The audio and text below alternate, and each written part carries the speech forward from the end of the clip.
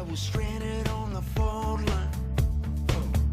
I got wasted on the moonshine. Too far gone. I was walking in the sundown. I was heading for the breakdown. When you're sleeping on the cold ground. Too far gone. There was a cloud hanging over me. And something just reached out and grabbed a hold of me. Yeah. Inside of the belly of the whale. Outside they was beating on the door. Somebody going down tonight. I said, boys, he don't live here no more. He don't live here no more. I was riding on a night train. I was moving in the fast lane. And I was only trying to kill the pain. Too far gone. I was running on a red light. Always looking for a street fight. I was higher than a lost kite. Too far gone. When you're waiting for the axe to drop. When you're hooked so bad you could not stop. Inside of the belly of the whale. Outside they was beating on the door. Somebody going down tonight. I said, boy, he don't live here no more. He don't live here no more.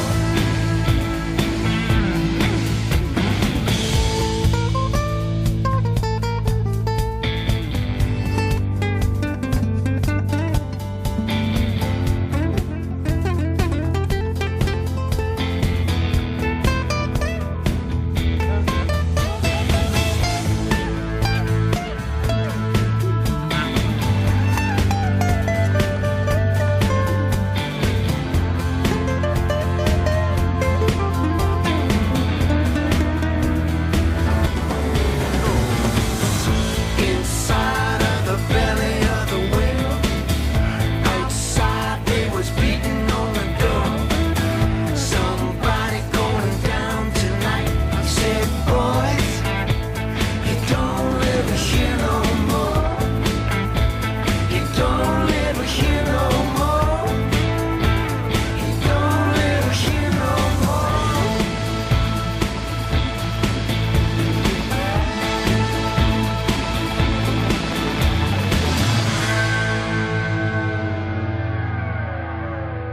Guitar solos too anemic. It's too anemic. That's Robbie Robertson, and that's a song called, what's that called? Hold on a second. I don't even know what it's called. I'm playing away at it. Excuse me, this is inefficiency. I should be prepared.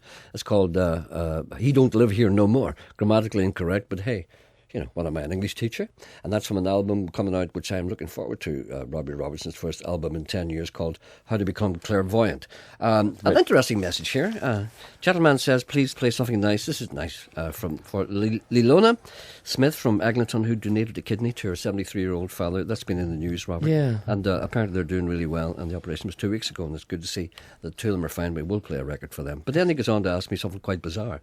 He said, would you donate a kidney to Mr. Coyle? Well, my kidneys are all right. I know, but no, I would take one out. I don't want one. No, but if indeed, no, seriously, if you needed one, he wants to know, would I donate? I wouldn't even give you a chip off me plate. No, I know all about that. Would you give me one of your organs? No, would you? Would you? Probably not. And I'd like to say hello to Steve McDowell. Says he calls himself the hairy postie, for reasons best known to himself. Anyway, on Monday he says we celebrated the birth of our third child, a baby boy called Johnny. Was wondering if you could play a request to welcome him into the world from Mummy and Daddy, Steve and Nicola, and from his proud big brother and sister Michael and Eileen. I leave the song choice up to you, Gerry, because you are a legend. He says I'm a legend. And he sends me a picture of the little child, and what a nice picture that is. I nearly went up to him upstairs. I nearly went up to him. Jason Donovan's upstairs. Oh, I know. Tell me about it. I You was had to in here hold me back. yesterday. I You had to know, hold I me know, back. I know. I said, I think no. it's time. No, I said, this is not the time or place. It's not the time, but we have to even the score. This has lived with me for a long, long time. It's nearly 20 years, Sean. 20 years. That's right. The way we were treated. Shamefully. I think we should tell the listeners. Oh, shamefully. The young fellas upstairs. The lads who went to Australia shackled were treated better. The deportees. Yes. The Palms. The prisoners of Her Majesty's Yes, government. treated were better. Treated better, even though they were racked by pain and sun and labour. yes. At least they weren't humiliated the way we were. Let me just explain to the listeners. And that young fellow up there, he had nothing to do with it, but He knows nothing. He's an innocent party. It was all when he came in. It was all I could do to keep away from him. Yeah, I know. And do you know the wonderful thing about this? I program? rugby tackled you. Pulled you to the ground. I says, no, I was Gerry, heading towards him. it's not worth it. But you know the wonderful thing about that? Jason Donovan is in this studio today. He's upstairs doing something else, and it would never occur to us to ask him to come on the program. Well, do you know, believe it or not, I thought about it yesterday. I thought, why not bring him on this morning and get him to, and tell him, confront him. I couldn't. No, we couldn't. That's what I thought. I thought don't about trust it. myself with him. I thought about it because yesterday even though too. it's not his fault, No. it just every time I see him, it reminds me of. Let me tell the listeners what happened. Well, do you remember a long time ago when Neighbours was important? Kylie, Jason, they were in the program. Everybody watched with bated breath. It was a huge, big program. Well, we found ourselves, myself and you, and indeed the Undertones Yes. in the other room. We all went to Australia and we went to Melbourne. And we said, wouldn't it be great if we talked to Jason and maybe Kylie and maybe Madge? Anybody like that? And wouldn't it be great to visit them on the set? So we made all the phone calls, didn't we? We made phone calls. And everything was settled. And the first thing that happened was we went down. You see, there are two different parts of Ramsay Street. There's the outdoor things, and then there's the indoor things. Now, the outdoor things are filmed in a little square, which is in a place called Toorak. Is it? Yeah, I think in an area called Toorak. Didn't know that. There's a kind of a crescent there. Yeah. And what the Neighbours people do, they ask the people to leave their houses for like 6 months a year. They give them loads of money so they can film all the things. Them coming out of the house, going in again, coming out, standing beside the lemon trees. Remember, I took a lemon off one of the trees. That's right. I kept it. Still have it today. Yeah. 20 years old. You ever seen a 20-year-old lemon? Looks kind of like me. Anyway, and so we went up there and we were hunted. We were told to go away. We went to the studio first. No. But you see, the point is, even on the outside, in the crescent, where it was like public property, we were hunted there. Yeah, but that was after. I know, but that was pouring humiliation on the humiliation. But I'm putting that first, just to tell the people the enormity of the crime, the enormity of the snub. They even chased us away from the place that was public property. That's right. Right, but then. Before that, we went to the studio. We knocked on the door and we went, hello, I'm so-and-so, I'm an Undertone, you're a Coyle, and I'm a Thing, and we're from BBC Northern Ireland, and you're expecting, they said, who do you think you are coming? No. We said to the receptionist, we told the receptionist who we were, and said, look, we've made one or two phone calls. This is in the studio where the this people is were in filmed. the studio, at the reception, like a TV studio. Well, they film Neighbours. Yes, and we told them who we were, and we introduced the Undertone, said, you know who he is? You know, and they And said, he went, Kenny's Cage. Yeah. He I got a cousin called Kevin. He did a turn. Did them all, yeah. That's right. And He did 3 or 4 numbers. he did indeed. And then they said, yeah. And then she said, well, look, I'll tell you what we'll do. We'll get someone from one of the producers to come down and talk to you. Absolutely And the door opened and out comes this little bunchy guy. Angry guy. And he says, yeah. And you, Okay, and- I'm him. Oh, hello, pleased to meet you. My name is Gerald Michael Anderson. I'm from the BBC. I know you no harm. This is my assistant, Sean Coyle. This is our producer, Michael Bradley. Teenage Cakes are hard to beat. Yeah, And we've come along. We rang you before, and we hopefully perhaps talk to some of your people and neighbours. And thank you very much for your cooperation. And then you said we'd hope to do, if possible, 1 or 2 interviews. Yeah. And he says, you've come over here. He says, you've just walked in I'll never forget it. off the street. And you Oh, no, we rang. Yeah, but he said, you just walked in off the street. No, but I'm being me, and you're being the guy. Sorry. I said, you just walked in off the street. Oh, no, we rang. Oh, you rang? Yeah. You that's rang? how you rang. Who did you talk to? Oh, Michael, do you not know? Yeah, we rang. We got a name here. Yeah. We don't have it with us at the moment. We were told to come over. It's okay. So let me get this. Let's just let me get this straight. So Yeah. you want to interview? Would you like to talk to Kylie? Well, that would be nice, yeah. Would you like to talk to Jason? That would be lovely, yeah. If they wouldn't mind, it would be nice. Only for a minute or two. And you have no appointment. Well, we have. Yeah, we're told to come over and you look after Who us. told you? I don't know, somebody who in your office. I mean, we assumed that they would have some Do you authority. realise what we're doing here? We're trying to televise, a program, and you're keeping me back. Get out of here. And he used a word. He said, I'll never forget it as long as I live. Get out of here, he says. Get out of here. I know. And the undertone lifted his bass guitar. He said, I can do another number, you know. Yeah, he but said, Mars bars. yeah, and he says, or Wednesday week. What about Wednesday week? And He said, no, come back. No, you're not coming back. I said, no, we'll come back Wednesday week. And he went, Wednesday week, and it didn't make any difference. I will never forget that. I've never been treated like that by And we anyone. stood outside the door. He said, get out. He threw it. Get out, Chucked us, put us out, using words, bad words, naughty words. Get out. Get out to F, he said. So then he says, I know what we'll do. We'll go down to Ramsey Street, he said. So we got a car, a taxi, and went down to Ramsey Street. And we're walking up and down Ramsey Street.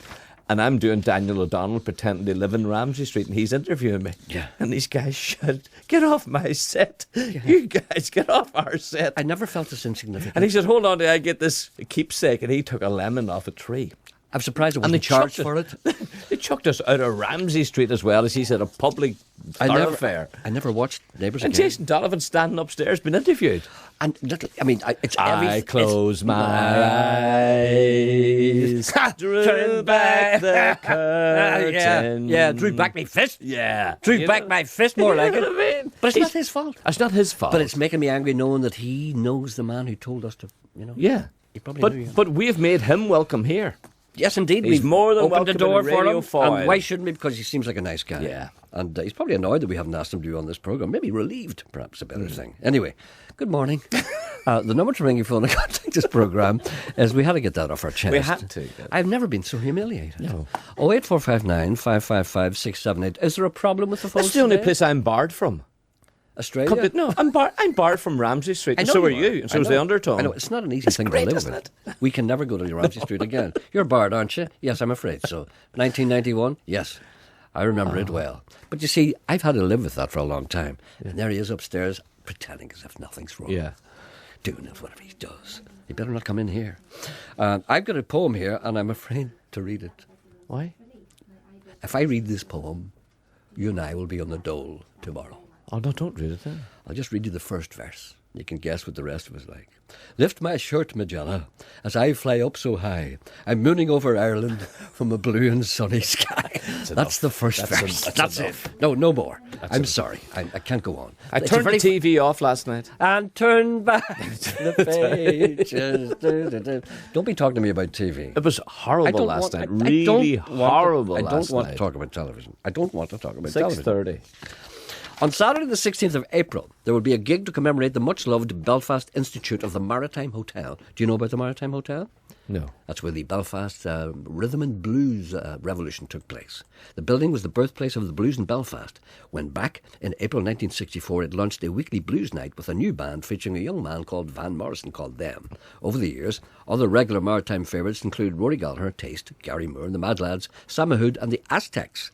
The Crown Bar on Saturday the 16th of April is the venue for this anniversary gig featuring the Rab McCulloch Blues Band, the Maritime Reunion Blues Band and friends. It will be, it says here, an evening to remember. You know how much of this to get in? A paltry £4. That's April the 16th. Go on. I would, I'd go to that myself, I would. Sorry. Apparently, I'm just told here that Jason Donovan's a radio presenter on Heart FM in London. That's what he's doing upstairs. He's recording a programme. And he's coming over to Northern Ireland to take over your job. That's what it says here. After all that, after what he did to us, after the humiliation that we suffered, it's okay. It's all right. I forgive him. It's all right. By the way, yeah, Linda's on one. Oh, yes. Good morning, Linda. Good morning, Gerry. Linda, you are from the City Hotel here in Derry, Stoke, London, Derry. Yes, that's right, Gerry. And we seldom do anything on this programme that precludes everyone else, but you're looking for a Derry Rose of Tralee. Yes, we are indeed. Are you familiar with the Rose of Tralee, Gerry? Not as familiar as I'd like to be. I'm sorry about that. It's the evil in me. No, but let me get this straight. This is not purely for people from Derry, because if you have any connection at all from Derry, you can enter this, can't you? Well, you can. It's people from Derry and also from the county as well, Gerry, that we're looking for to represent Derry going forward for the Rose of Tralee. No, but hold on, Linda. If I'm a girl, right, and I'm living in Belfast, and I think you are, Gerry. Stop it. If I'm a girl and I'm living in Belfast and my granny's from Derry, can I not enter? If you are anybody from Ireland can enter the competition. Yes. But basically what we're trying to do at the minute is the City Hotel have taken it upon ourselves to actually try and find the Derry Rose. But every county in Ireland can represent, have a rose represented at the Rose of Tralee Festival. But as I said, the City Hotel has taken it upon itself this year to actually try and find a Derry Rose. So we're going out to the likes of Foyside Shopping Centre, to all the bars, restaurants and things. If they know anybody who would be eligible for representing Derry, to basically put their name forward. Or even if there's any young ladies out there who want to do it themselves, send in their application form to the City Hotel and certainly they can go forward for it. Okay, well, I'm looking around me here. Sean, who is with us today? Emma. Emma, I've always looked at Emma and said, there's a rose. Yes, and a nice sort of reddish hair, a nice Irish colleen. Emma, and if she was the rose, you could be the thorn. Couldn't you? Emma, can you enter if you're married? You can't enter if you're married. Oh. You have to Sorry, be Emma. between the ages of 18 and 28. All right. You're taking some of the old boilers as well, then. Be unmarried or never have been married, basically, is what the criteria is. In other words, if you're married and divorced, you can't do it. Exactly. Why not? I'm afraid to ask. I'm afraid to ask. Why not? Why not, Linda? Well, Come on. I'm not sure. She doesn't make the I don't rules. set the rules. She so doesn't make the rules. unfortunately, Yeah, exactly. It's unfair to ask her why. All right, Okay. then. All right, so what do the people do if people... So let me get this straight. Now, if you're a girl in Belfast and your mother's from Derry, you can't enter. Is that it? No, you still can enter. You can. That's still what I'm go forward. asking you. Yeah, no, certainly you can still go forward as the Derry Rose. Yeah, no problem. So this is open to anyone who's got a Derry connection at all? Anybody that's a Derry connection. Yeah. Yes, that's what I'm trying to get you to say. Yes, sorry, Jerry. Sorry. Yeah, What's exactly. wrong with these Anybody that has people? a connection with Derry can represent Derry. You said no at the start. Sorry, Sorry, Sean, you're tell me- confusing me, Jerry. do you want to start again? You want to go forward. I was just getting a bit confused there. Well, I'm eligible. So if okay. your mother or your granny's from Derry, you can enter. Yes. Well, you there go. you see. Yeah. That's great. Look at all those people who are eligible now. You have to be between 18 and 18, unmarried, unsullied, not divorced, uninterfered with in any way, so that you can join. That's Exactly. Emma. That's Emma out. And indeed everyone in this building.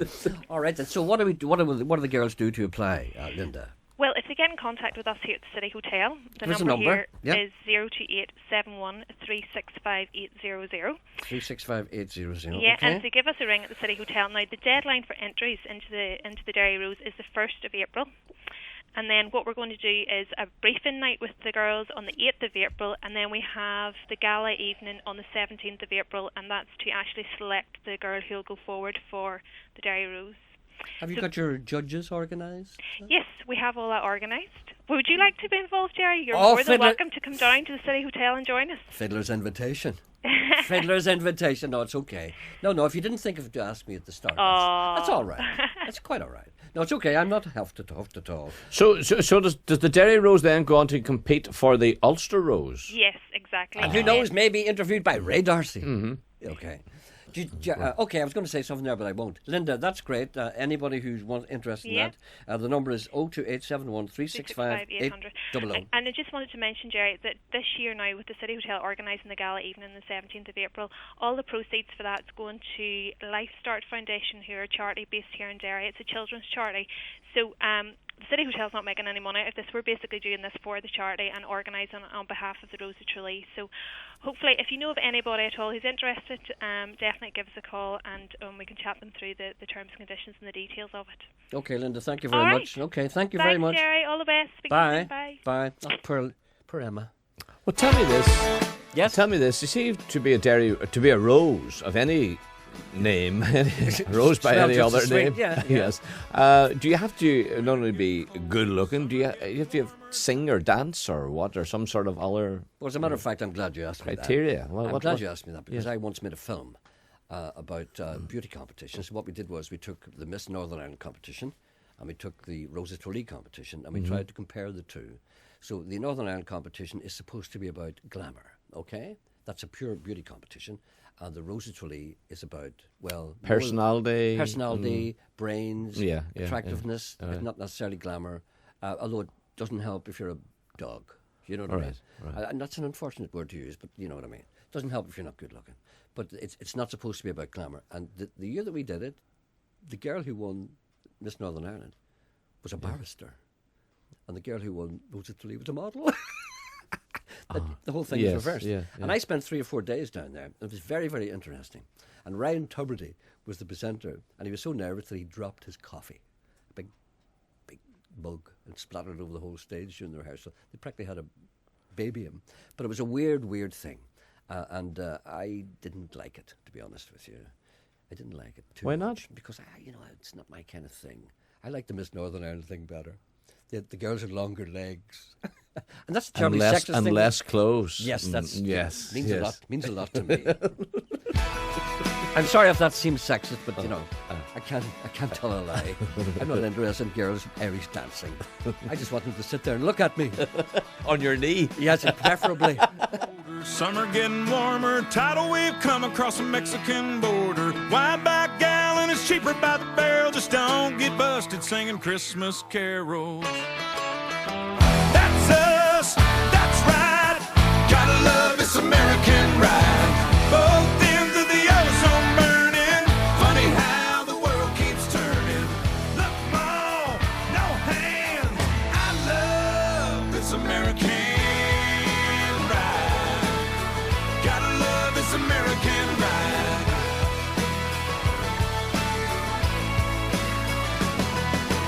Mama gets her rocks off, watching Desperate Housewife. Daddy works his ass off, paying for the good life. Kids on the YouTube learning how to be cool. Living in a cruel world pays to be a mean girl. That's us, that's right. Gotta love this American ride. Both ends of the ozone burning. Funny how the world keeps turning. Look, Mom, no hands. I love this American ride. Gotta love this American ride.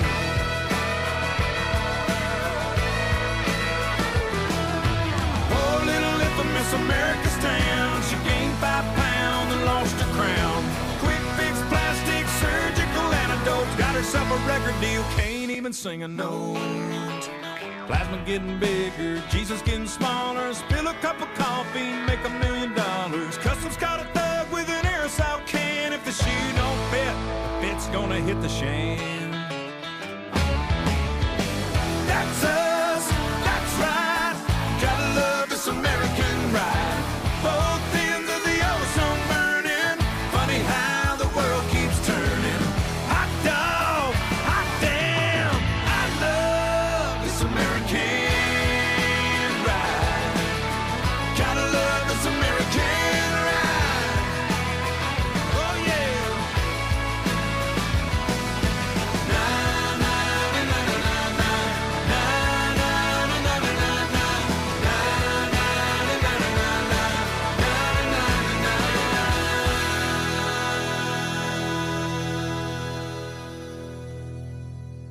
That's American Ride. That's a fella called Toby Keith, and that's from an album called American Ride. Have you seen this? Gentleman writes to me, and he said he was listening to the radio this morning, and the presenter on Good Morning Ulster said that, he says, just before the 9 o'clock news, the Nolan Show is on next, and Talkback is on at 12.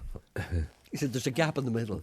They don't mention you at all. That's because you don't regard this as being a real programme. Well, funny enough, Charlie the White Van Man says, does anyone in Radio Foyle know what time Gerry Anderson's show starts today at?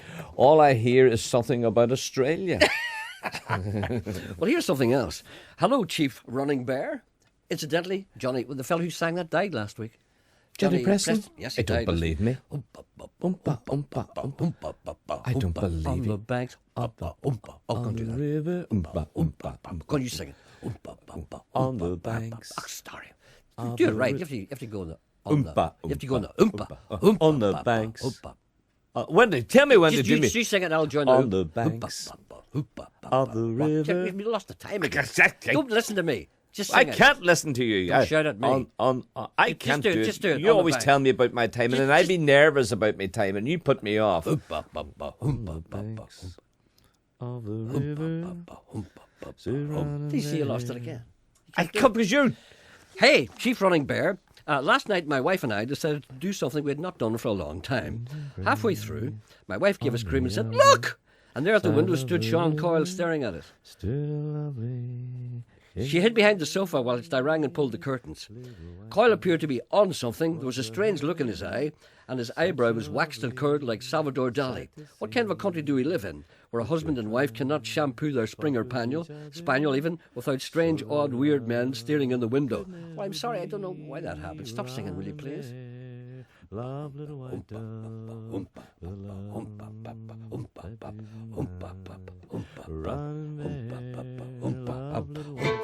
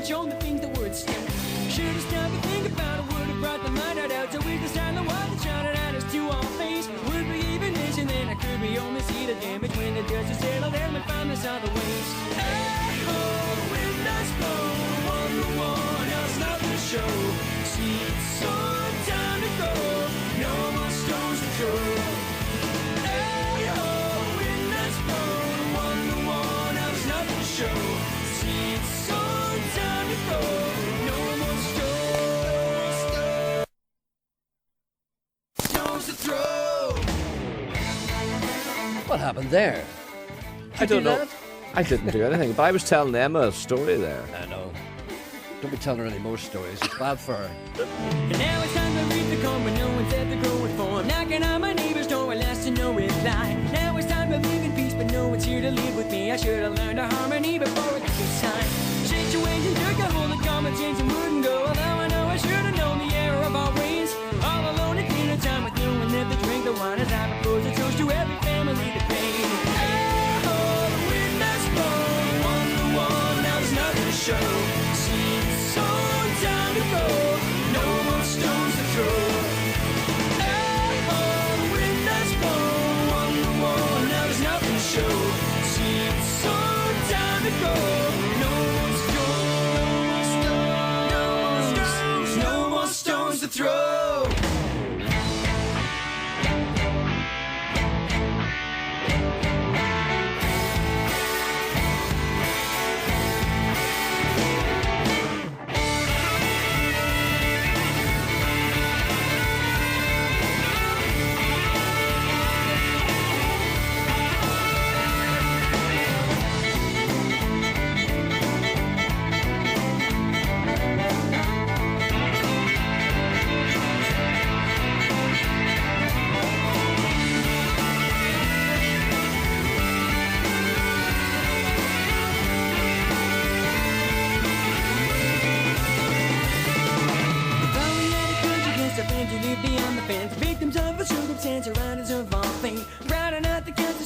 Enough to lose our homes, and now it's done. We haven't shown us what was at stake. Hey, oh, the wind has blown, one to one, now there's nothing to show. See, so time to go, no more stones to throw. Hey, oh, the wind has blown, one to one, now there's nothing to show. On 92 to 95 FM and 1341 medium wave. This is BBC Radio Ulster. BBC News at 11 o'clock. I'm Anne-Marie Foster. Ulster Unionist MLA David McNary has accused two senior colleagues of betraying the party. Mr McNary said Deputy Leader Jim McAllister and Basil McRae are undermining Party Leader Tom Elliott by saying they're unconcerned if Martin McGuinness becomes First Minister should Sinn Féin become the biggest party after the election. Mr McNary says both men are sticking the knife in. As far as I'm concerned, they betrayed me and my party, and they make it difficult for me to stand as a candidate over their action. That's the problem that they have. They have made it difficult for everyone, and I'm saying they don't have the prominence in the party. They've got to stand on the same platform, the same policies as I do, as every other candidate will, and they better apologise to the Ulster Unionist Party. The government has published its consultation paper on the Northern Ireland economy, which examines the case for lowering corporation tax rates here. Our business correspondent Kevin McGee reports. Low rates of corporation tax are considered an important means of attracting overseas investment. The document examines possible mechanisms for devolving corporation tax rate varying powers to the Northern Ireland Executive. The overall UK rate is 28% and will fall by 5% over the next 4 years, but will still be significantly below the 12.5% in the Irish Republic. The paper states that any fall in corporation tax, if agreed by the Treasury, would have to be paid for by a corresponding fall in the block grant, which could be up to £300 million a year.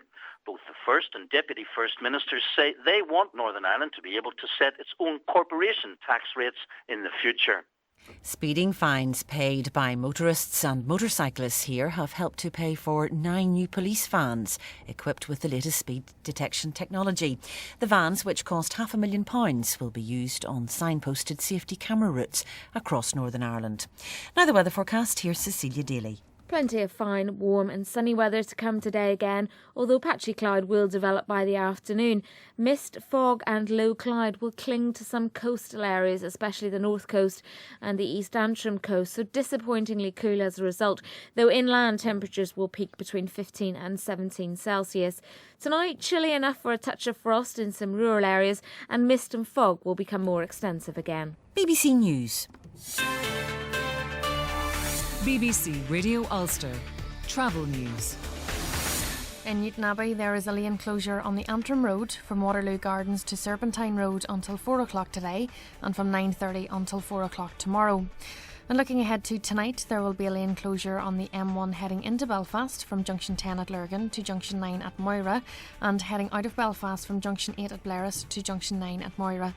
That's from 11 o'clock through until 6 tomorrow morning. Aileen Moyna reporting. Travel news on BBC Radio Ulster. On Talkback today with William Crawley, more Israel and more gospel music. Is Nelson McCausland now the Minister for Interference? Or is it absolutely right that the Culture Minister should want the Belfast Festival to be more inclusive and more representative? With friends like this, the Ulster Unionist Party's deputy chair resigns in protest after their own health minister postpones a new cancer unit at Altnagilvan Hospital. And the big census controversy. You can get the census form in Welsh and in Scots Gaelic. Why not in Irish? Give us a call. 08459 555 678. Our lines are open at 12 noon.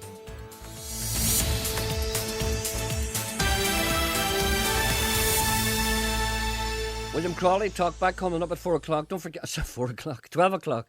Don't forget the number to ring you for to contact this programme is 08459 555 678. Email address is gerry.anderson@bbc.co.uk.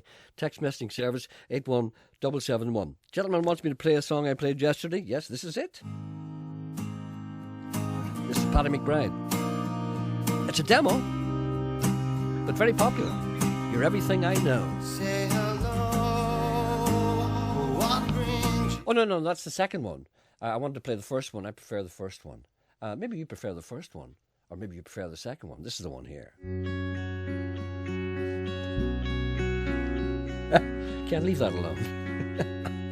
Ken's interfering with my nod. I see that. What's he doing? Tell me. Loud, Ken. Be your friend when times get tough. I wanna kiss your mouth. Just ask me to. Someone so beautiful, someone like you. I love to see your smile. It helps me through. Won't you stay in my arms tonight? Won't you stay in my arms?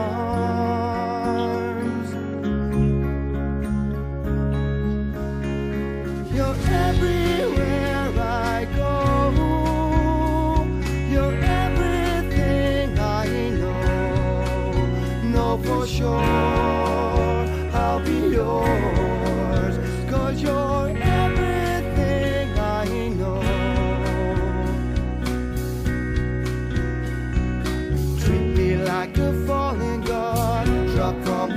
sky. All I know is don't let go, my heart would not forgive me. So nod your head through mine, just you and me. Dream that love is, do you wake to find it's true? Won't you stay in my arms tonight? Won't you stay in my arms?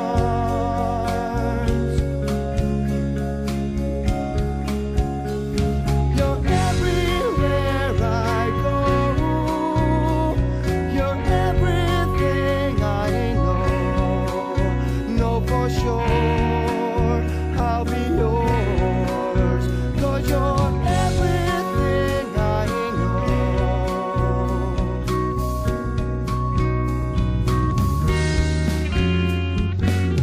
I wanna turn your light on. I wanna turn your light on. I wanna turn your light on. I wanna turn your light on. I wanna turn your light on. I wanna turn your light on. I wanna turn your light on. I wanna turn your light on. That's a change to wanting to put your lights out, which we're more used to here in Northern Ireland. You're everything I know for sure I'll be yours, 'cause you're everything I know.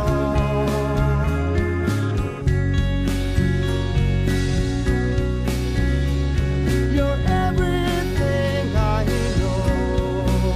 know for sure I'll be yours, 'cause you're everything I know.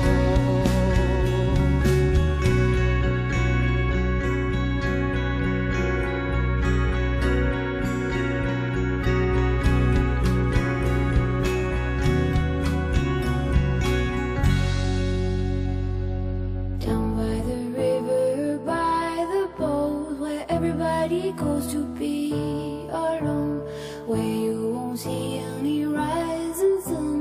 Down to the river we will run. When by the water we drink to the dregs, look at the stones on the riverbed.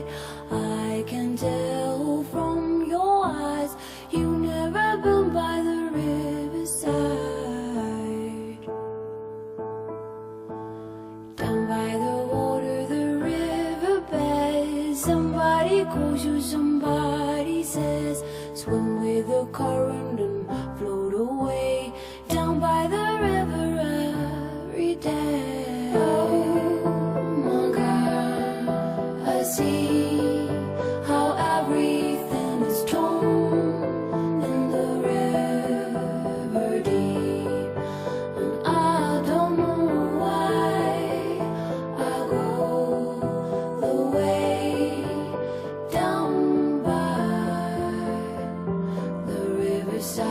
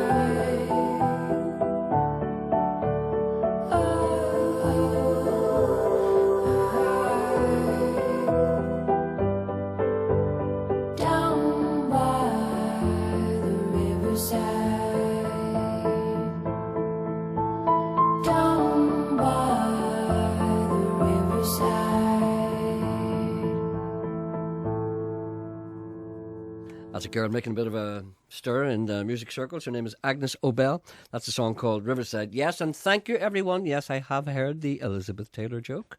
We don't want that, thank you. Elizabeth Taylor, of course, who passed away, I think, yesterday. Have you heard the Elizabeth Taylor joke? No. It's about the title of her new film. Oh, well, let's not. I'm not going to do it. No, that's good. I'm not going to do it. I'm just saying the people, cruel people out there. Cruel people, I'm not going to do it. You'll ask me before the end of the show. No, I you? won't. I know, because you're a good guy. No, I won't. And I'm not going to. I'm I'm not going to do that. Gerry, I enjoyed your Ramsey Street story. It's a bit like when Bruce Springsteen climbed the gates of Graceland and was escorted off the premises. Apparently, that's a true story. Absolutely true. I mean, it nearly happened to me. Do you remember I nearly met Kirk Douglas and I refused to go in? If I'd have went in, I'd probably been escorted off the premises too. Yeah.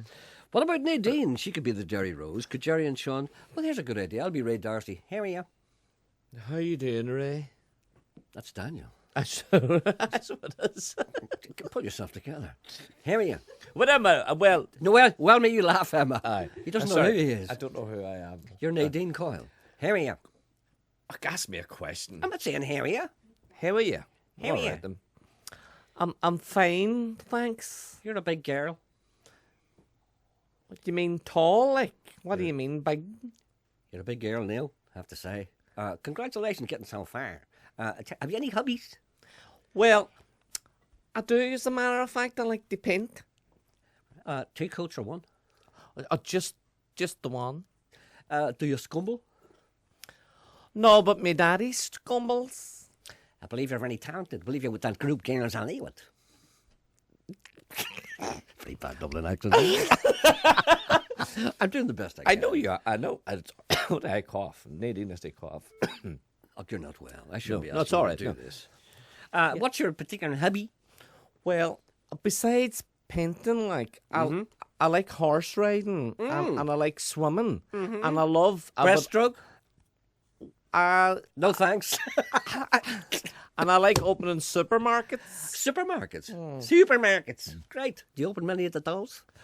Well, whenever you get the opportunity, like, it's nice to open a supermarket. Like, my daddy told me, always open things if they come to ask you, never refuse. Yeah, because if you close them, they don't like you. Oh, that's right. You're God, this is wild exciting, being selected for the Derry Rose. Like, I don't know what I've got, but everybody said to me, all my friends and all the people that associated with me, this is God, Nadine, you'd be great as a Derry Rose, and I just don't know what it is that I have. Well, you're a foot taller than me for a start. God, you're a lovely wee man. Never You're mind as that. cuddly. Are you going to do a turn for us? God, I don't think so. Have you any particular talent except singing? Well, I like playing the piano and I like playing football. Inside right? Oh, stop it. Stop it. Good morning, Marathon Man. No, there's too much scope for danger here. Good morning, Good morning, Marathon Man. It was nice to talk to you yesterday about you trying to run the marathon. All joking aside, good luck. People wish me well. Did you train yesterday? No, I didn't. Some days you That's have to 2 rest. days in a row. I rested 2 days in a row. But I felt really rough the day before yesterday, and I felt rough. I'm okay today. So I'm going to train today. When I was out walking last night, looking in people's windows. No, I thought about you, and I did you? I did. I Thanks. said, "There's absolutely no way in the wide world you're going to run in the New York Marathon. I'm going to surprise No you. way. No, I'm going. I'll be No there. way." Emma says no as well. Oh, Emma. Oh, thank you, Emma, for Yes. that vote of confidence. There's no way you'll do it. Listen, tell me this. And Because tell me no more. Do you think I won't be You there? tried to run for 4 minutes yesterday and couldn't. Yeah. And then your training is run for 4 minutes, walk for 2. Yeah. My advice to you is to reverse that. Run for 2 minutes and walk for 4? Aye. Well, I might do that. Yeah, time is on my side. What's No, this? it's not. No. April. What's this? April, this is Anything March. but. April, May, June, July, August, September, October. I have set it. April, May, June, July, August, September, October. Are you training today? Yes. I have 7 months to train. What are you doing today? What are you doing today? I'm going to walk for 2 minutes and then walk for another 2 minutes. No, what are you doing today? I'm going to run for 4 minutes and walk for 2. I'm going to do that for a few days now until I can bring myself up to maybe 6 or 8. Right? 6, 8 minutes and then walk 2. I'll do that within 2 weeks. And 8 minutes, of course, is nearly 2 miles. Because I run a 4-minute mile. 8 minutes is actually 1 mile. For what? For me. To run? Yeah. Yeah, I'm running very slowly. It'll take me 8 minutes to run a mile, yeah. kind of. If I bring myself up to your mind, a week or two later it'll be 2. And then maybe a week or 2 later it'll be 3. And then, who knows, by the time I get to the 2nd of May, which is the Belfast Marathon, where I'm supposed to run 5, I may just be able to do it. I'll be able to run 4 anyway, but maybe 5. And then in another few months, maybe I'll be able to run 10. I'm not saying to you that I am absolutely confident that I'm going to finish running the New York Marathon, but what I will tell you this, is that I will make a hell of a good stab at it, and I will finish it, even if I have to walk, even if I have to crawl and like a mud skipper. I will run I hope to run the majority of it, but then again I'll probably break down, and then I'll rest for a little while, and then I'll walk the rest. I'll go over that line. Do you think? And do you know what I want to be? I want you to be there at that line. I want to go up to you when I go over that line and go, yes, okay. Well, I'll tell you, I have a suggestion to make to you. Now, hear it now. All right. Why don't you get the 2 girls to run with you? What 2 girls? Emma and Janet. Oh, they couldn't run. I would say they could run. They can hardly sit. Why don't you try them? I already have. Big Earl loves your mixed songs. You see, people like my mixed songs. You see, people don't like anything at all that I do here. I'm under terrible pressure. Everything I do, I'm criticised for it, and I'm only trying to do the best I can with what little means I have at my disposal. Another gentleman wants me to play a song by the Ripperies, the one about the recruiting sergeants. I'll do that as well. I see we're in for the same couple of records today. More repetition than an echo. That's a cruel thing to say. Sometimes I play things that I like, but I'm certainly not repetiting here. Dear Gerry and Sean, Jim from Omagh here. I was hoping you could help me with a small problem. I'm looking for 2 tickets for the showing of Gentlemen Prefer Blondes at the Merchant Hotel in Belfast. The event is sold out, and I was meant to book 2 tickets for my girlfriend and her mother. Sadly, being a man, I left it too late, and now I was hoping if anyone listening could spare 2 tickets for To Save My Blushes. Will agree to a good price. I can be contacted at the following number. Looking forward to seeing you at the Black Box and intrigued by films you're going to select as your favourite. I've been asked to do a number of things during the Belfast Film Festival. Have you been asked to do anything during the Belfast Film Festival? No. Well, at one night in the Black Box, I'm going to be interviewed and grilled about my favourite films and why. I'm looking forward to that. Can Gerry play some... Just think about it. Think about it. Yes. What could they possibly ask me about films? Well, you're a great expert. What would I know? All the films you saw when you were wee. I can't Bring them all back. I can't remember any of them. Seamus says I. So I'm going to write a poem here, but I'm going to play this first. For it's over the mountain and over the min, through Gibraltar to France and the Spain. It's a feather to your bonnet and a kilt upon your knee. So let's bonny laddie and come on with me. That's why recruiting sergeants came from the Black Watch. Through markets and fairs some recruits for to catch, but all that they listed was 40 and 12. So let's bonny laddie and come my way. For it's over the mountain and over the main, through Gibraltar to France and to Spain. It's a feather to your bonnet and a kilt upon your knee.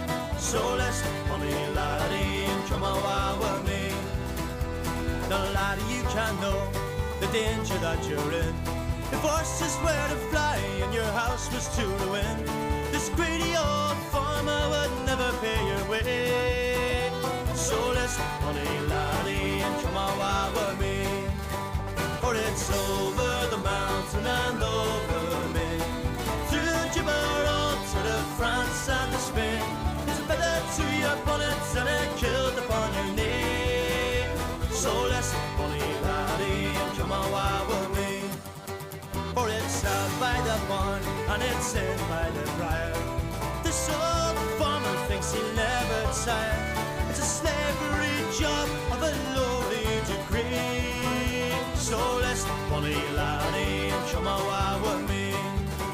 For it's over the mountain and over the main, through Gibraltar to France and to Spain. It's a feather to your bonnet and a kilt upon your knee. So let's bonny laddie and come away with me.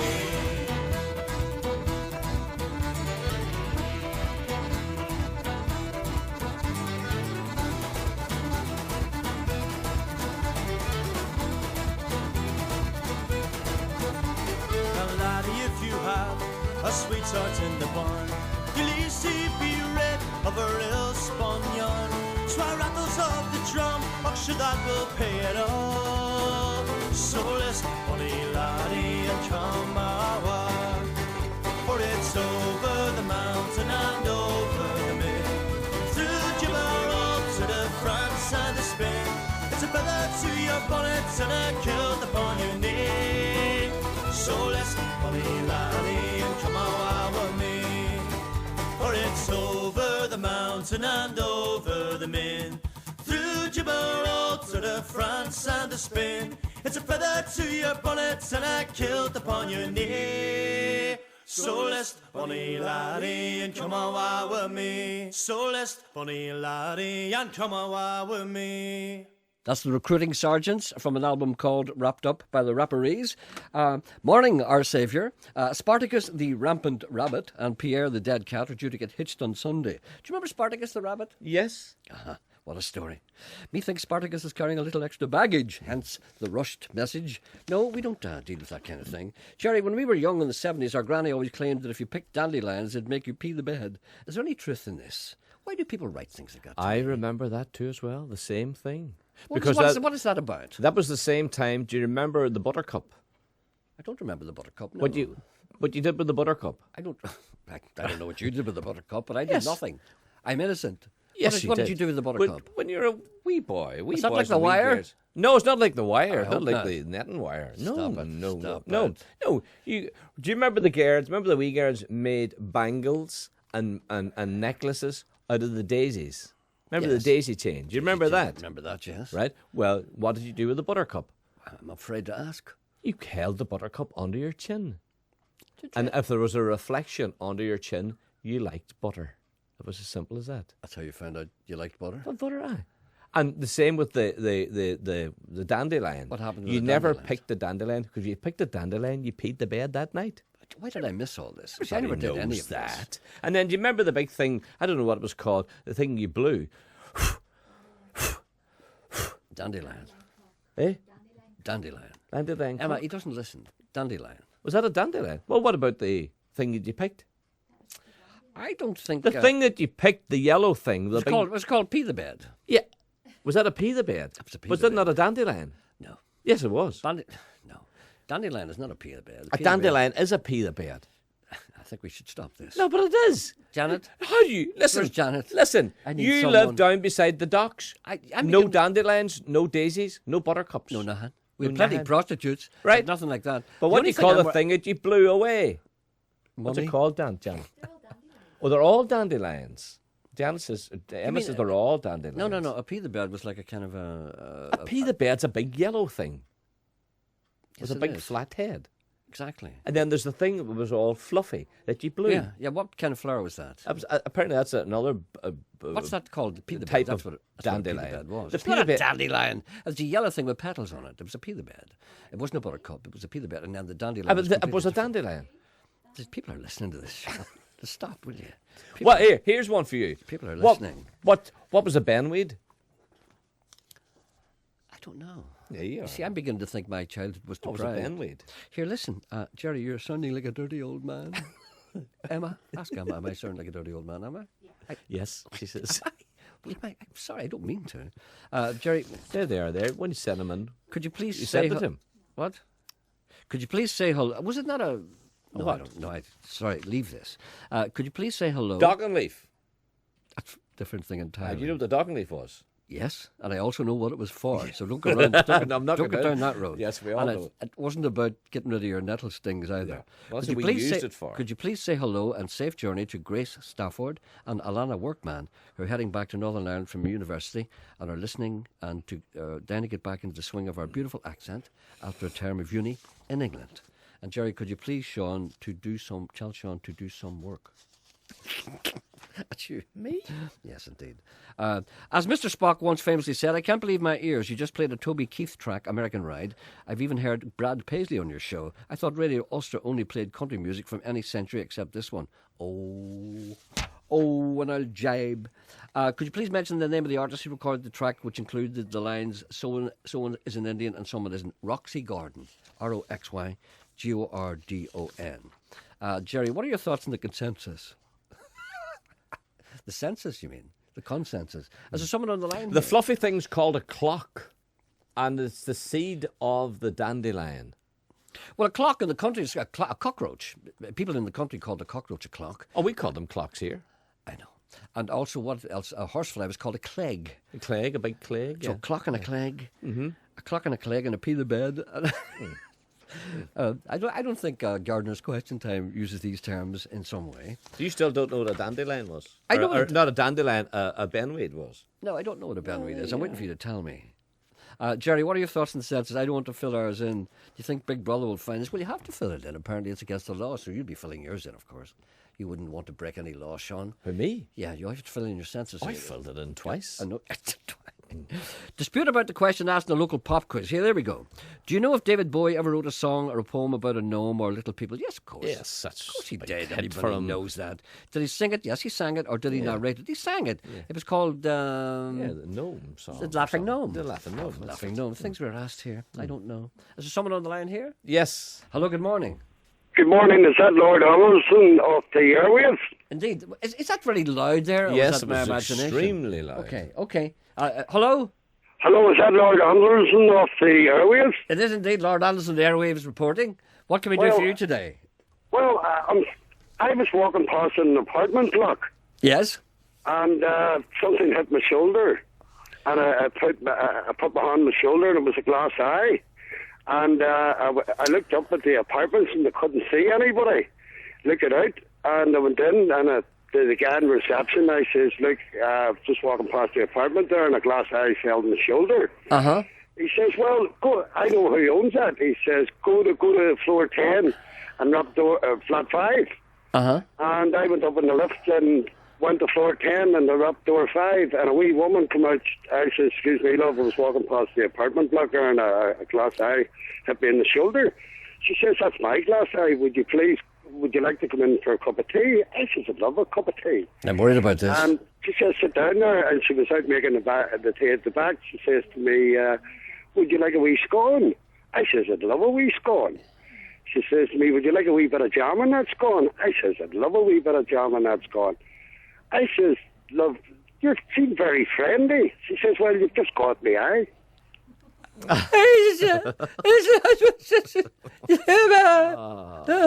Thank you. All right, Lord Allison. Thank you. Bye. You know, I never know what to do. No. I never know what to do. No.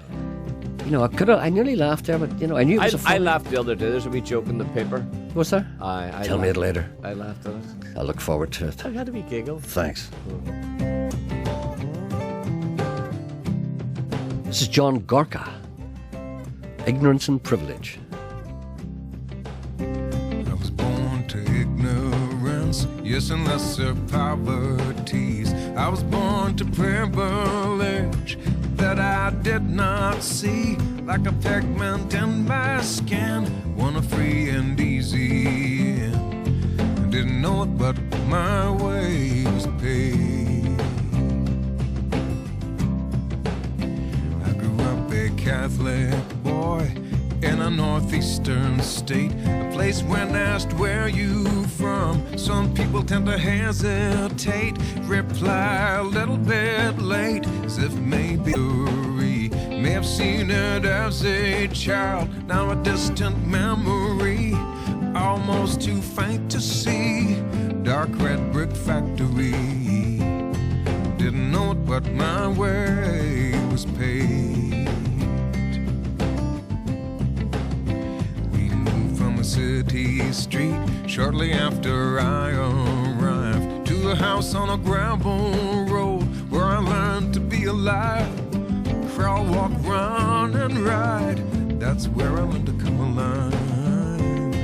Didn't know it, but my way was paved. If the wind is at your back and you never turn around, you may never know the wind is there. You may never hear the sound. Got to grow and go to school, work at home and dream at night, even be a college fool. like I had any right. Never went through a war, never Great Depression poor.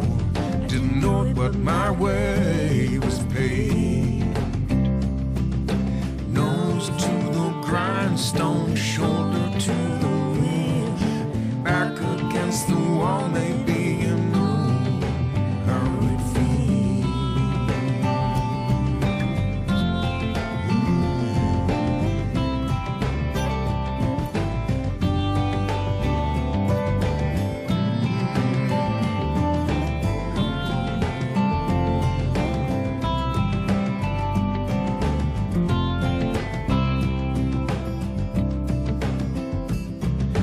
if the wind is at your back and you never turn around, you may never know the wind is there. You may never hear the sound. Whoa. I was born to ignorance, yes, and lesser poverties. I was born to privilege that I did not see, like a peg mountain by skin, wanna free and easy. Didn't know it, but my way was paid, 'cause I was born to ignorance and privilege.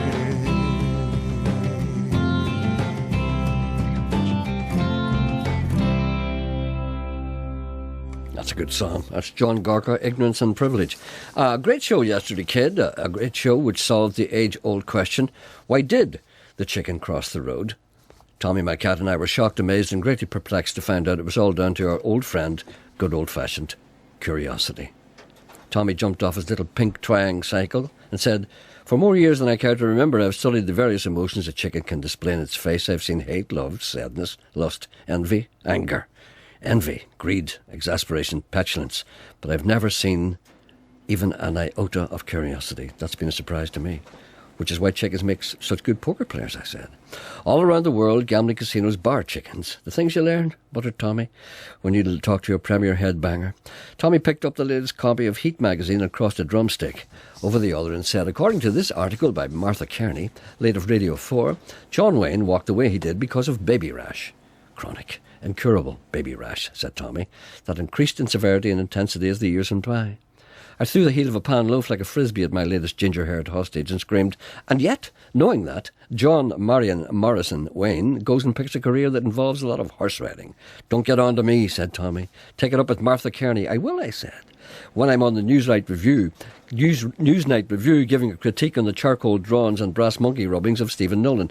Tubby Nolan can kiss my bum, said Tommy. Thank you, Tommy, boomed Tubby, and the oval one stuck his massive head in the window and kissed Tommy in the bum. Oh, shrieked Tommy, I'll never be able to look at my rear in the face again. While Tommy ran for the scrubbing brush and Lifebuoy soap, the rotund undebonair ran away as fast as his legs could carry him. Any man who would do that has no boundaries, which is why I have no hesitation in naming Tubby Nolan Bounder of the Week.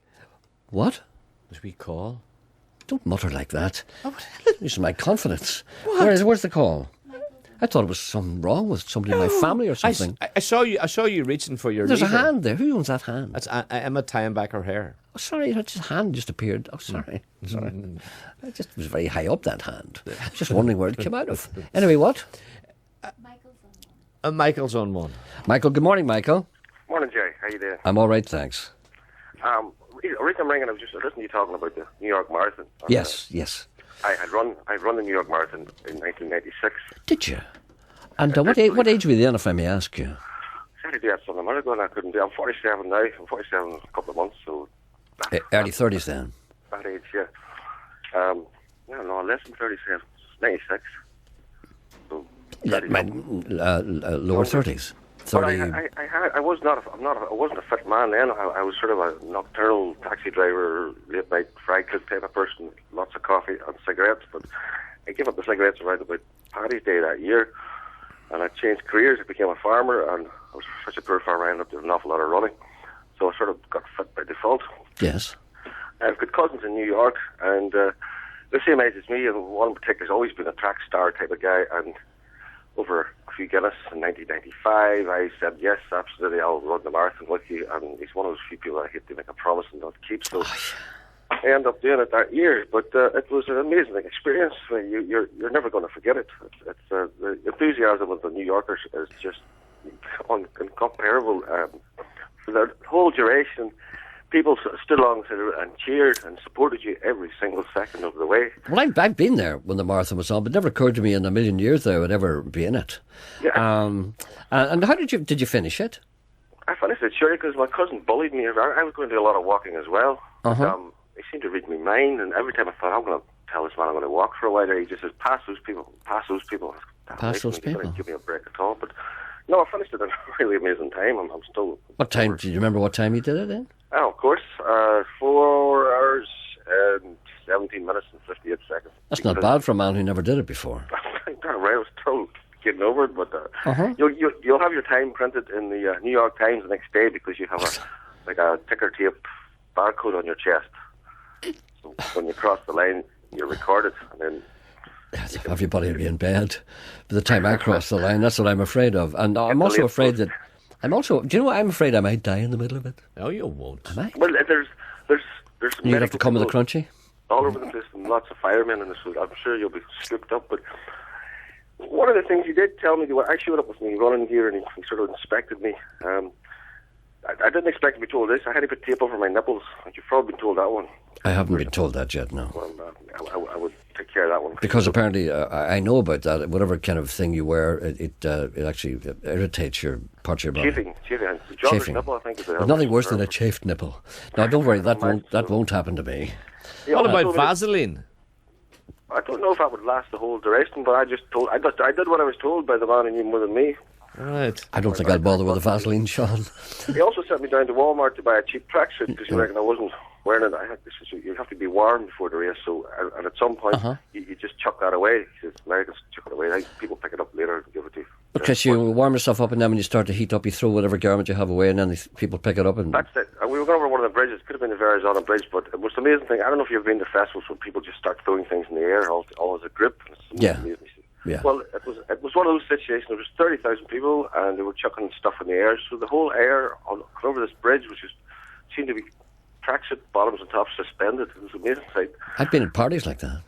Yeah, well, don't confuse it with the party though. But well, it sounds like a wonderful experience. Now, I've been in New York when that's been going on. I've been on the periphery, but I never actually stood and watched it. But I remember hearing people talking about it. I remember being there when it was on. But I was never interested in running of any kind. You see, you'd imagine people would get sort of jaded after seeing a few thousand people going past them, but they don't know. I was far from the front, obviously, but the enthusiasm every inch of the way, except for the Hasidic Jewish quarter, which was it was unbelievable. It was very, very stony quiet. People just stared at us with complete amusement, waiting for us to go away so they could cross the road. But then, when you left into the next part, all the cheering started up again. So, well, did you never consider doing it again? Was the once enough for you? Circumstances, maybe. Do it again. I would do it. I would almost do it just to go and see my cousins again. I didn't. I thought I'd ruin my knee for the rest of my life, but that only lasted a month. But well, see, I don't have any more life to live, so I may as well ruin anything I've got. Well, sorry for interrupting, but can we ask Michael? Michael never ran before, so this is the advice that you're seeking. I'm coming round to that. How did you start? Coming round to that. Training, Michael. Coming round to that. Well, listen, man. You are familiar with Benone Beach? Yes, indeed. Yes. That was my best friend. I live 11 miles away. Benone Beach, everybody knows about it. Everybody's been there, but every time you go there, you get the whole beach to yourself. It's amazing. That's right, yeah. Oh, that's right. I've never been there and seen a load of people on it. Well, it's great. And the sand is hard too, isn't it? Well, I mean, if the sand's hard, you walk up towards the hills a bit, and it softens. But you don't want the soft stuff. You want to run not the hard stuff. The stuff that's nearly hard. Aye, but you've got to protect your knees for the road running. But I mean, you can just find whichever the big part of the beach suits you. And one of the things I did do, which is kind of different, at some nights, sort of dusky nights, when the tide was out, I'd go to the beach myself. I tried to run with my eyes closed. You've no idea how hard that is, and there was nothing that I could run into. Why would you do that? It's just a sort of a zen thing, or just to see. It was a completely safe environment. I could try and run, and after a while, you get into a lovely sort of good feeling, But to run with your eyes closed just goes against all your natural instincts. Of course it does, yeah. The worst thing that happens is get my feet wet, or else I run up in the soft sand, and it was just one of those things that I enjoyed doing during the training. Okay. I just look as if I'm running with my eyes closed. Okay, well, listen, thank you very much for that. That's a good insight into what... No, but no, there's not enough there. How did you start off, Michael? Did you start off with him? One of those clever people that was smoking cigarettes when I was 11, when it weren't bad for you. It's a bit early, yeah. On March that time, well, everybody was then. You had a Wrangler jacket and 10 fags in your top pocket. It was kind of what you did. But I took a terrible flu that March, and I gave up cigarettes. And then, as I said, I started farming, and I was a lazy farmer. So I ended up doing a lot of running. And 2 years before I'd been to my cousin's wedding in New York, I mean, we ran Central Park 5 miles. And He told us all that before. No, but you didn't just start running. You just didn't get up one morning and run 5 miles. He told us all that Michael. before. No, he You're didn't asking run. him things he told you. Actually did. He didn't run You're a 5. terrible interviewer. I did, but I think I was afraid of getting lost in Central Park, so I kept up with it. This is the morning of his wedding, and he did stuff like But that. he was a runner then. He was a qualified runner. Michael was more advanced than you, Gerry. Listen, this is great. No, I'm enjoying this. John, to be fair, look, I was a heavy smoker, and when I stopped, I suddenly the difference in my life was amazing. I lost my smoker's cough in a fortnight, believe it or not, and I started to enjoy it. And then I used to just chuck the dogs into the pickup truck, go down to Malone and do a run. My brother he used to keep a horse, and he would leave me off at one end of the Gilligan Point, and he'd take the horse up to Malone and exercise it, and eventually I would make it round the corner. I did get into trouble with the army one time, but that was a different story. Well, I was a heavy smoker too now, I have to. I'm only off them about 4 years, but I feel the better of it. Listen, thank you very much. That's an interesting insight. Yeah, thank you very much. One more thing before I go. You get a lovely big heavy medal when you complete it. Yeah. Americans really know how to give you a decent medal, so you've got that to look forward to as well. So, don't go past a Gatorade station. He made me drink, like it's the American version of Lucas. He made me drink every time there's a station. But Gatorade's great. I've had that before, yeah. I love Gatorade. I had to go to the toilet so often. It was an experience, and you'll never forget it. And good luck. I'll be watching. I'll be trying to keep watching your progress. Well, it's going to be significant for me, but it'll probably be the last thing I remember. All right then. Maybe I'll have to do it again now. But all right then. Go ahead. Good luck, sir. Thank you. Not at all. Thank you. Bye. You were down to interview him, weren't you? But there's a thing he mentioned I never thought about before. He just mentioned there at the end there. Going to the toilet. Yeah. Well, there's a well-known that young lady, the runner, that scanned this thing a year or so ago. She had to have a pee, and away she went, and there was a whole scandal about it. She just had a pee at the side of the road. She's a long-distance runner. What was her name? Sonia somebody, Sutcliffe, whatever her name was. Oh, do you not remember that in the paper? No. Oh, scandalised. But she had no choice. She had to go. When you got to go, you got to go. And somebody photographed her, which was a little rude. That's disgusting. I know. But you, if you stopped, you would never. Oh, don't worry, I'll be dead long before. Here, there's then. a wee call on too. Is there? Yes. Keep out of this one, will you? All right. Just for once. Hello. Good morning. Good morning, Gerry. How are you? I'm terribly cruel to him. I know. What can we do for you today? Because he prolongs things. I think that lady's name, would it be Sonia Radcliffe? That's it.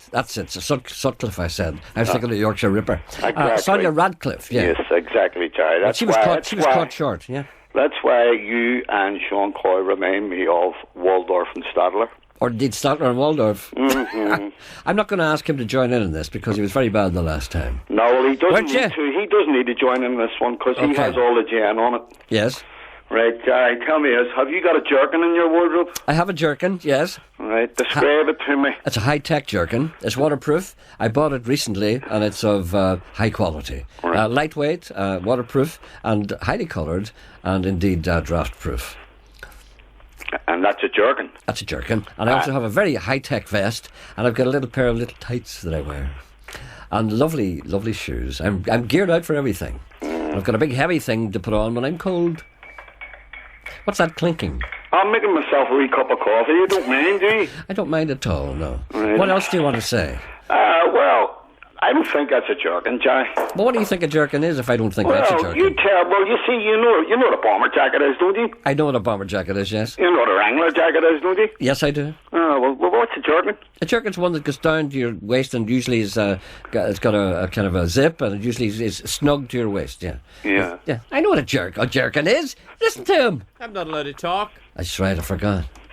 Right, what do you want now? That's all. I just want to know, had you got one? Yes, I have one. Thanks. Go away now. No, listen, I have a wee joke for you. What? Yes. Do you want to listen to it or what? Yes. Okay, 2 Irishmen. Yes. Pat and Mick talking about their ancestors. Yes. And one says, I'm Irish and Native North American. Yes. And his mate says, well, I can see that you've dark skin and long hair, so on and so forth. The other boy says, I'm Irish Chinese. And your man looked at him and said, Here we go. Your man says to him, there's no way you're Irish Chinese. He says, I am. You call my granda pot noodles. Thank you. There's a call on one. Thank you. You see, I can't laugh at that. I thought that pot noodle was all right. I can't laugh at that. Hello, good morning. Morning, Gerry. Oh, good morning, sir. I didn't think you were there. How are you? I'm very good, thanks. Unfortunately, I don't have any jokes. Oh, thank God for that. I don't want you to tell me jokes. No, go ahead. Just the little word "we" spelled W-E-E. Yes. I wonder, could we ban it from Belfast language? No, it can't be done. It's an essential part of the grammar. Do you want a wee bag there? There's your wee change. A wee bag. You see, that's... No, you see, no, do you know the function of we? A wee bit of sugar and a wee bit of bread and a wee bit of butter on it. No, the function of we's got a very special function in the Northern Ireland argot. The function is that you don't take everything seriously, and it's a sympathetic thing. For instance, if I say to you, do you want a bag? It's like that. I mean, if you buy sweets, do you want a bag? I sound kind of arrogant and thrusting, but if I say, do you want a wee bag? It means that I'm tender and caring. And if you say, let me help you with that wee thing there.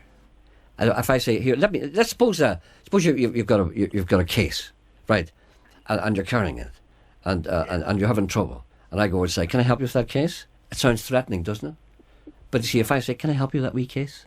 It's better, it's warmer, softer. That's because we're warm, soft people. You wouldn't say, can I help you with that wee case? Yeah, because you're minimising the heaviness. No, you wouldn't say, I help you with that wee case. You would say, can I give you a wee hand? All right then, supposing you're a wee dog, right, and you're kicking it, right? God forgive you. And I said, can I help you with kicking that wee dog? That's terrible. You know what I mean? You don't know. What do you say? Can I give you a wee hand there, love? Or mister? Can I give you a wee hand there? Yeah. You all right there? See, if I say, can I give you a hand there? It sounds, threatening. Not threatening, but intrusive. So you say, can I give you a wee hand? A wee hand? No, don't want to intrude. That's what it is. It's a softness. And you want to banish softness? You know what I mean? People ask you, do you want a wee lift? Because I rest my case. All right. Does it annoy you? It annoys you, does it? Dog, okay, but when the wee dog went for a wee walk, and then we stop for a wee cup of tea, and after have a wee cup of tea, maybe we'll go somewhere else, and that'll be, it just really gets on my wick. Mm-hmm. So please, can we have agreement that the word "we" is to be banned? I think you need a holiday. A wee holiday? A wee holiday. I need a wee holiday, son. Take a wee trip yourself. Wee holiday to Spain. All right, then, go away. Thank you. Right. Bye. He's disgruntled. Emma said there's a wee call on too. He's just a wee call. Hello, is that a wee caller? I think it is a wee caller. Hello, wee caller. Can I help you with this wee radio programme? Do you want a wee chat? I lost a wee pair of sunglasses this morning. And where did you lose your wee sunglasses? I was out on the wee walk? Newton Arts Road in Belfast, and they're a bit of sentimental value attached to them, so they were a wedding gift from my wife. Okay, well, could you describe them? Were they regular or just distinctive? Oh no, they're very distinctive glasses. Well, come on, tell us what were their legs like? Gunmetal grey. You see.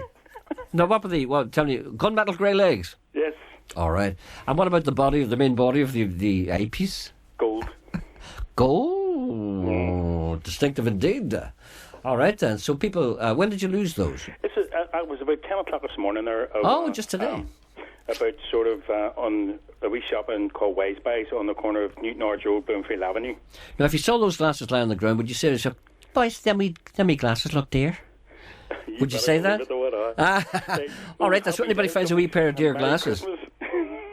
If anybody finds a wee pair of dear glasses, they belong to you then. They do indeed. It would be really appreciated because, like I said, it's more sentimental value than the actual sort of value of the glasses. That's what it is, I've had them for, like I say, 9 years, so it's... Permission to interrupt? Pardon? Permission to interrupt? Please interrupt. Permission granted. That gentleman, sorry, what's that man's name? Sorry. I'm not sure. Sorry? Robert, you said that the sunglasses were a gift, a wedding gift from your wife? Yes.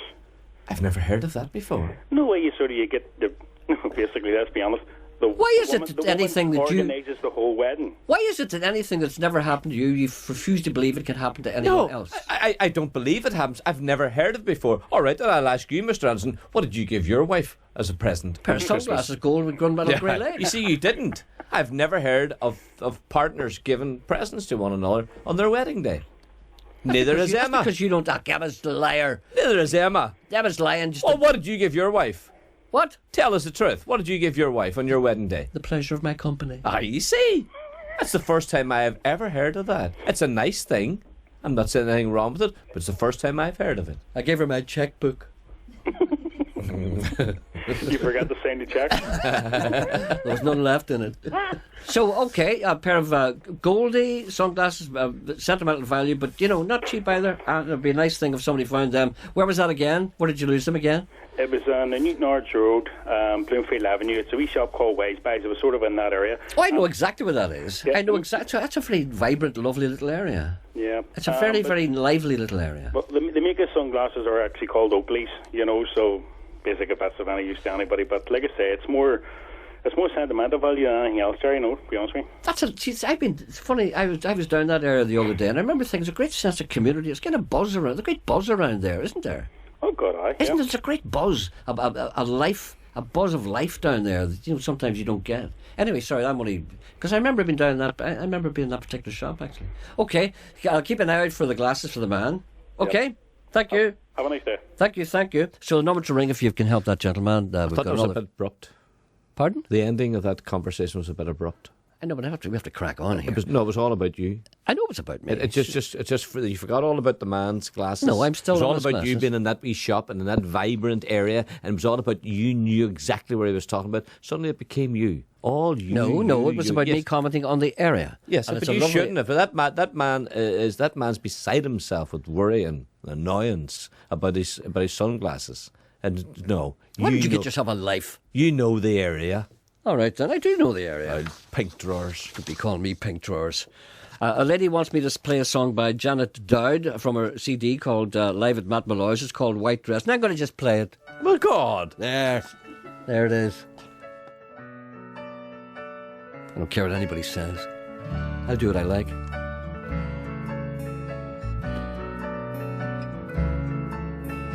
Feel how the wind blows, December despair. Bring me a ribbon to tie up my hair. I'll be your bride, go where you go. All of my life, you'll be my beau.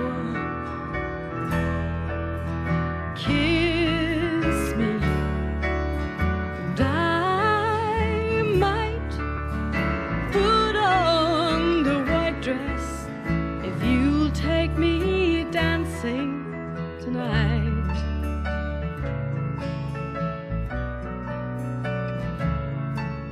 The lights in your face, skies in your eyes, the days in my arms when you're by my side. Whenever you're weary, I'll sing you a song. Whenever you're lonely, I'll show you you're wrong. Kiss me, and I might put on the white dress if you'll take me dancing tonight.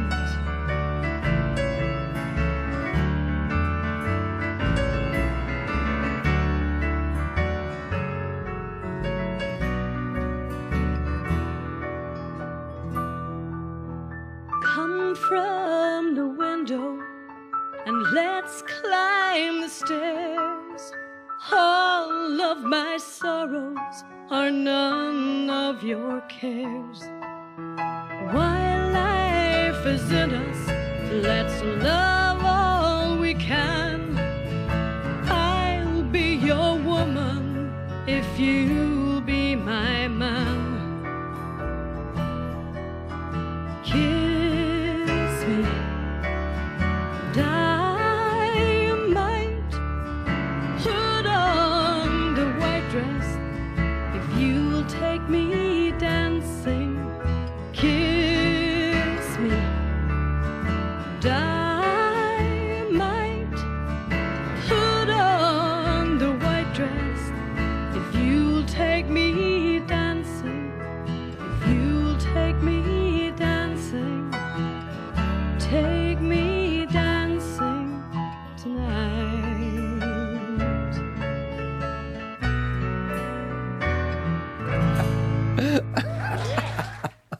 Oh, sorry, I'm laughing at something else.